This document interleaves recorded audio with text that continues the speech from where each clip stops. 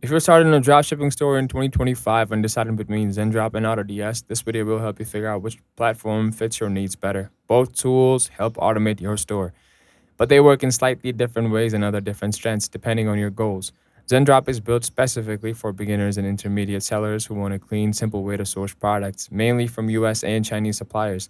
It connects directly to your Shopify store, and once you're in, you can easily find products, import them, and let Zendrop handle fulfillment.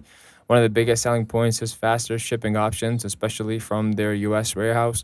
It's also beginner friendly and with a clear interface, custom branding, and features and auto fulfillment that just works. On the other hand, AutoDS is more like a full suite automation tool. It gives you access to a wider range of suppliers like AliExpress, Amazon, Walmart, and more, and works with platforms beyond Shopify like eBay and WooCommerce.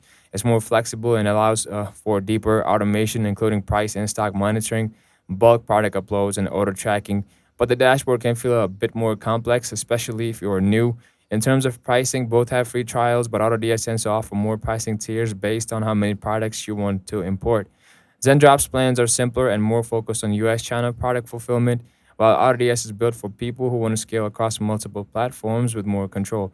So if you're just starting out and want a fast, clean experience focused on quality, suppliers, and faster delivery, Zendrop is probably the better choice.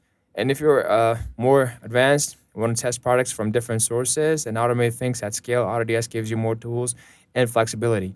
If this helped you decide between the two, like and subscribe for more no fluff drop shipping guides. Let us know in the comments which platform you're going with and or if you are using both in your setup.